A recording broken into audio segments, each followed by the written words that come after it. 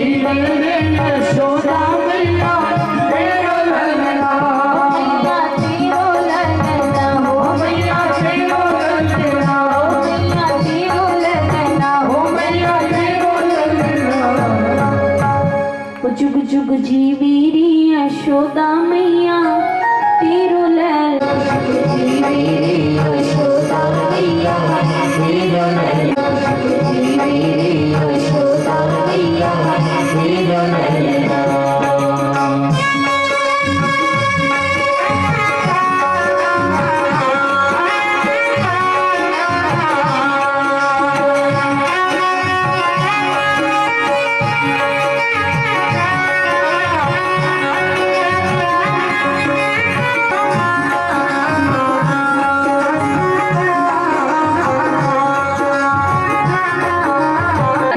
पलना इसको नजर ना लगे, मैया हम तो बधाई लेने के लिए आए हैं। नृत्य आदि चला महाराज, उत्सव खूब धूमधाम से हुआ।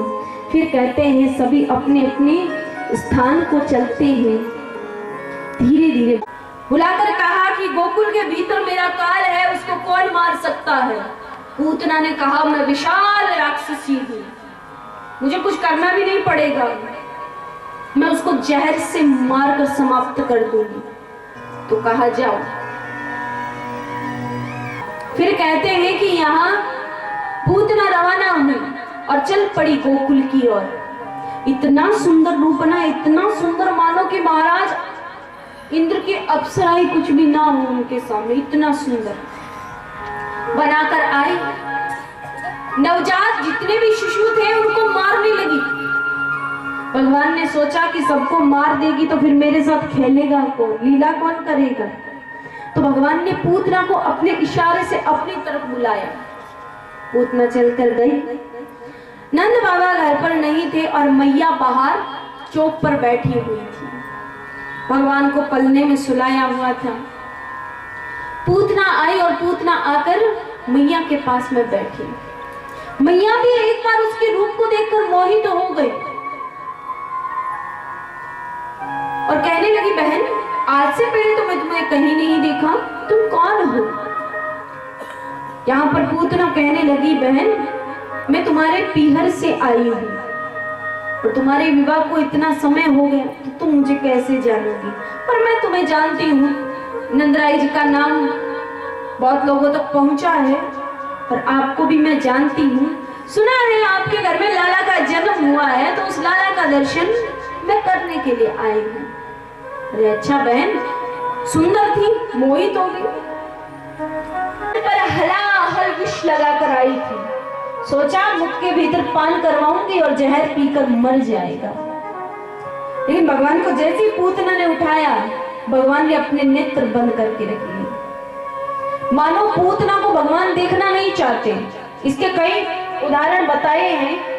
संत कहते हैं कि एक तो कारण यही था कि भगवान को बाहर वाली सुंदरता अच्छी नहीं लगती। देखिए महाराज, भगवान को तो सब मालूम है कि हम कितने झूठे कपटी, साधारण जो भी साधारण मनुष्य हो उनको तो हम कहते हैं अरे हमारी पहुंच वहां तक है, मैं उसको जानता हूँ, मेरी यहाँ चलती है।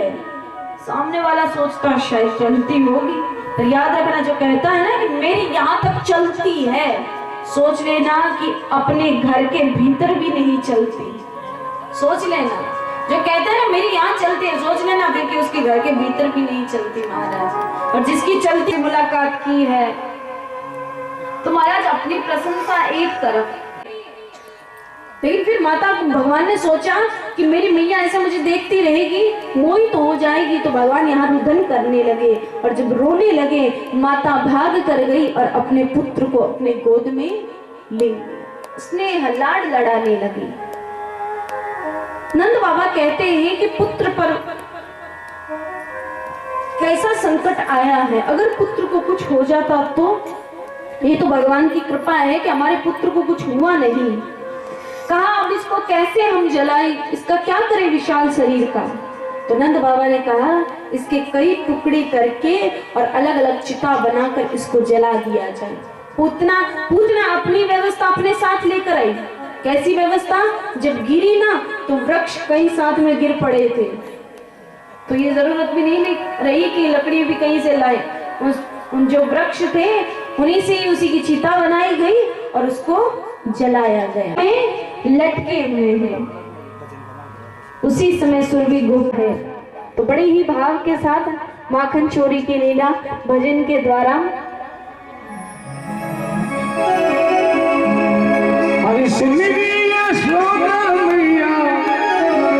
तेरे नंदलाल ने कह दिया खड़िया से मत की थोड़ी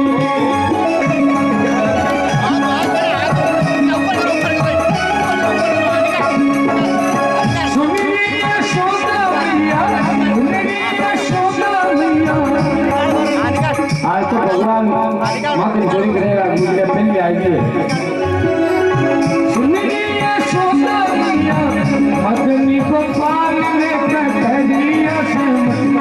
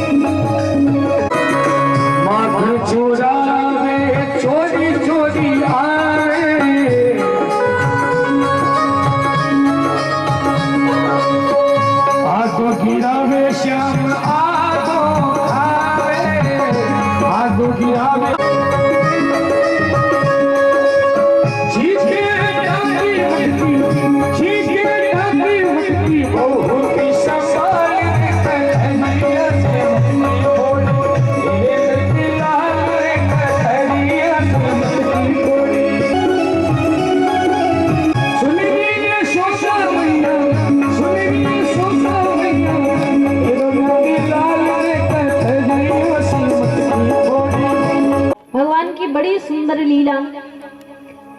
यहाँ पर जब भगवान ने घड़े में से माखन निकाला और माखन निकालकर सभी ग्वाल बालों को दिया, कि जब भगवान ने माखन निकाला और माखन निकालकर सभी ग्वाल बालों को बांटा, तब तक घंटी नहीं बोली। लेकिन जैसे भगवान ने निकालकर अपने मुख के भीतर माखन लिया कि घंटी जोर जोर से बोल पड़ी।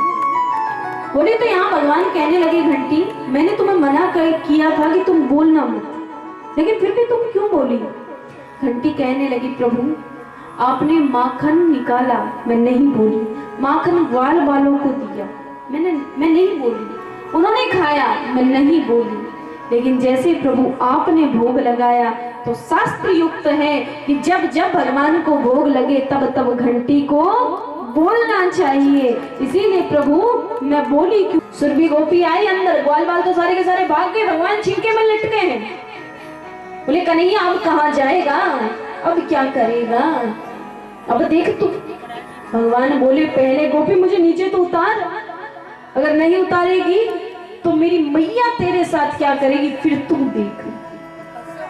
नीचे उतारा, उतार कर हाथ पकड़कर गोपी चल पड़ी। भगवान कहने लगे, गोपी तुझसे निवेदन है कि मेरे छोटे छोटे हाथ हैं कोमल कोमल, दुखने लगे हैं, तो एक काम कर, तू मेरा ये हाथ छोड़ दे और दूसरा हाथ पकड़ दे। गोपी को दया आने लगी। गोपी ने सोचा छोटे छोटे हाथ है, इसके दुखने लगे होंगे, तो गोपी ने एक हाथ को छोड़कर जैसे दूसरे हाथ को पकड़ा, ठाकुर जी यहाँ पर अपने हाथ को छुड़ाकर बैठते गिरते पड़ते महाराज भागे और भागकर अंदर अपने कक्ष में जाकर लेट गए। यहाँ गोपी समझ रही है भाई मेरे हाथ जो पकड़ा हुआ है शायद कृष्ण ही होगा, घूंघट निकाला है, पता नहीं था इतना। हाथ पकड़ के चली, यशोदा जहाँ कहीं बाहर निकल, बड़ा कहती है मेरा लाल चोर नहीं है, मेरा लाल चोर नहीं है, अपने तेरे लाल को मैं पकड़ के लाई। माता यशोदा बाहर आई, आवाज लगाई, कन्हैया ओ कन्हवा। ठाकुर जी अपने नेत्रों को मलते हुए बाहर आए। गोपी सोचने लगी, जब ये यहाँ है तो मैंने किसका हाथ पकड़ के रखा है। और जैसे पीछे मुड़कर देखा कि खुद के पति देव ही हाथ पकड़े हुए मिले महाराज। माता यशोदा कहने लगी, गोपी मेरे लाल पर कभी भी कोई तुम इल्जाम लगाओ ना तो सबसे पहले सोच लेना, अरे मेरे लाल को क्या कमी है यहाँ पर कोई। बेचारी गोपी चुपचाप होकर चल पड़ी।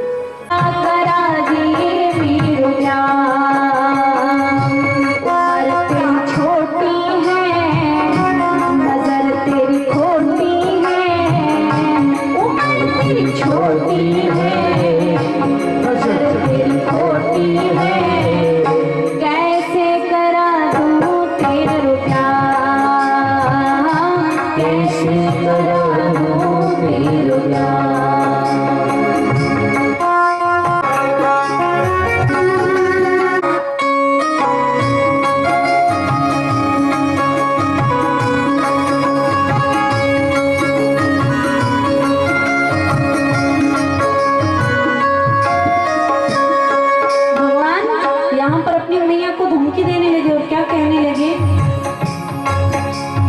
जो नहीं ब्याह कराए तेरी गैया नाही चराओ, जो नहीं ब्याह कराए तेरी गैया नाही चराओ, आज के बाद मेरी मैया तेरी दहली पर ना आओ, आज के बाद मोरी मैया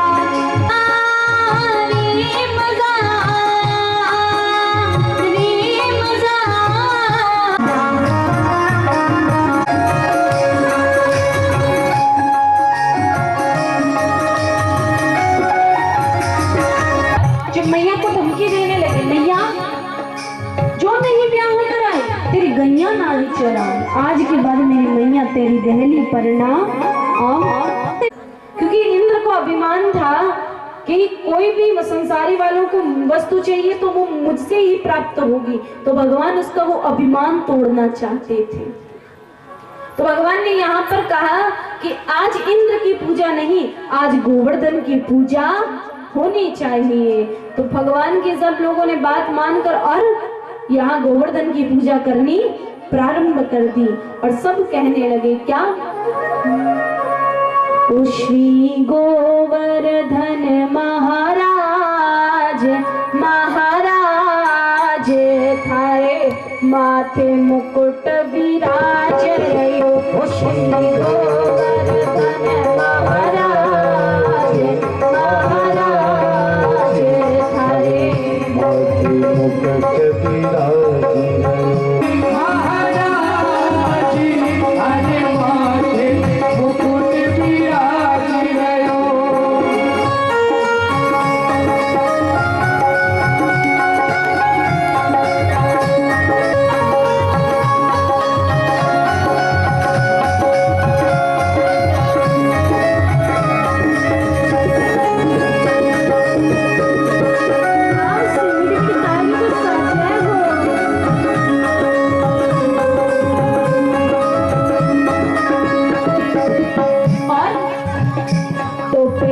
पान चढ़े तब फूल चढ़े, तो पे पान चढ़े तो पे पान चढ़े, तो पे फूल चढ़े, तो पे पान चढ़े तो पे फूल चढ़े, और चढ़े दूध की धारे ना धारे धारे माथे मुकुट विराज रयो, अरे चढ़े चढ़े दूध की धारे ओ धारे हरे माथे मुकुट विराज रयो।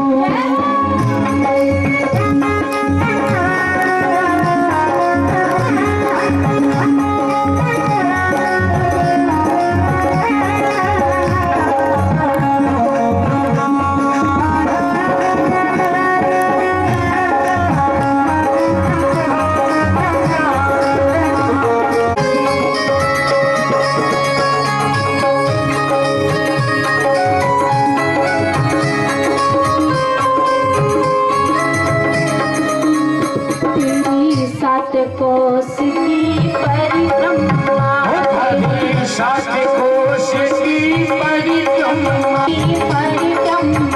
उठाए सात कोश की परिक्रमा तोहे पूजे नर और नारे नारे थारे विराज माथे मुकुट विराज आयो गोवर्धन महाराज महाराज थारे माथे मुकुट विराज सारे माथे मुकुट विराज आयो हरे माथे मुकुट विराज सारे माथे मुकुट विराज आयो जे थारे माथे मुकुट विराजे रयो। बोले गोवर्धन महाराज की जय हो। भगवान को मालूम पड़ा कि आज ब्रज से कोई सामग्री नहीं आएगी। कोपित होकर 7 दिन तक वर्षा की।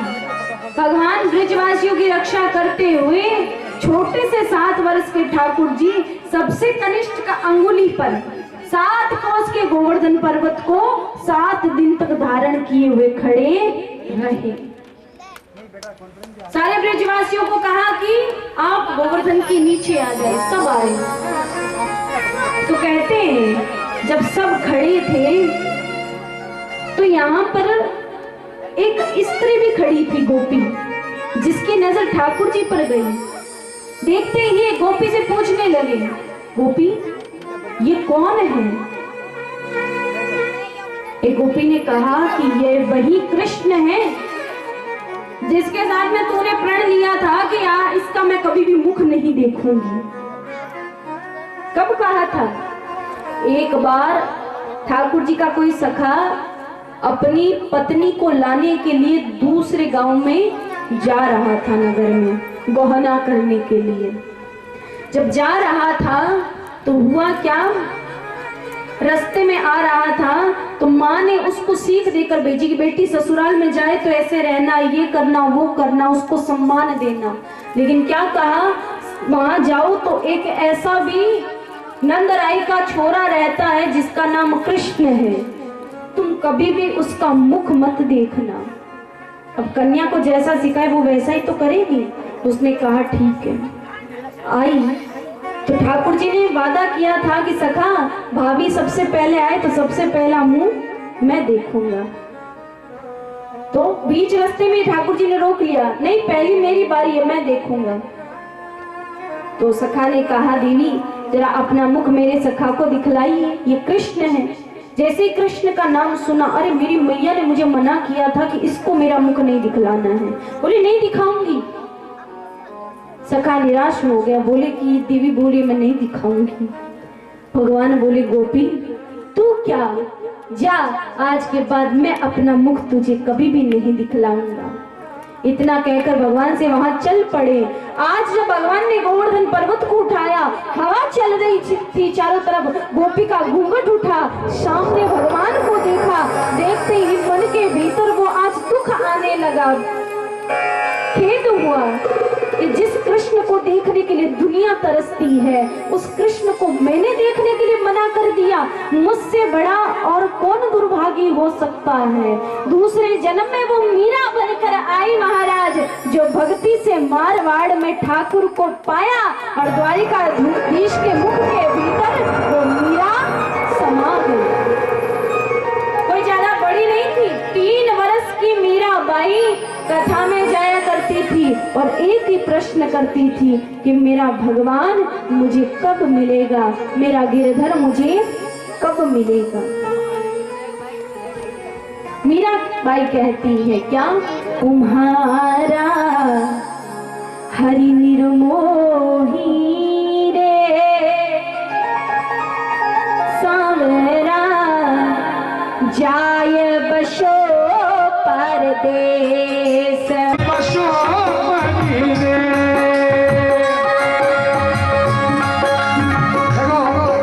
नाच राजी लगो दरबार में जब वो भेड़ों पार हुए।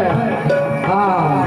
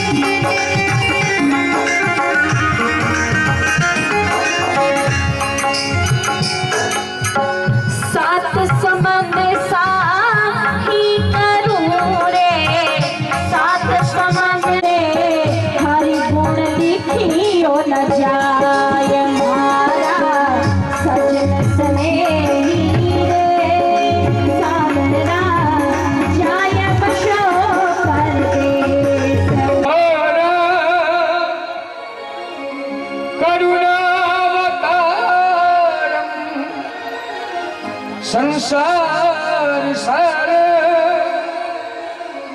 भुजगे विहारं सदा वसंतं हृदयारविंदे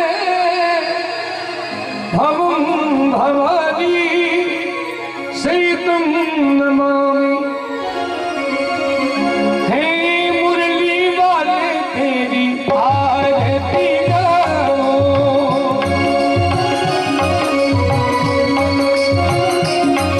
अरे हे गिरिधरी तेरी आरती गाओ,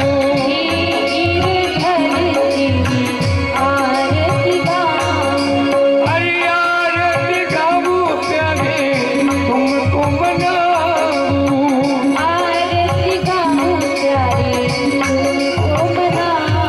अरे हे बंसी वाले तेरी आरती गाओ,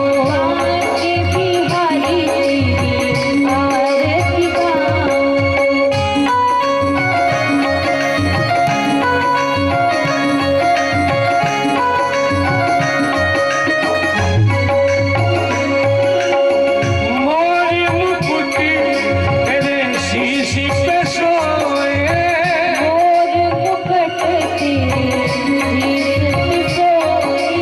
ओ प्यारी बंसी मेरो मन मोए,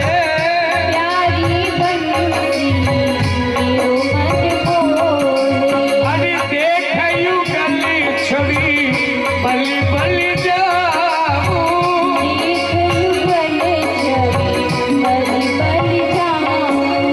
हे लड्डू गोपाल तेरी आरती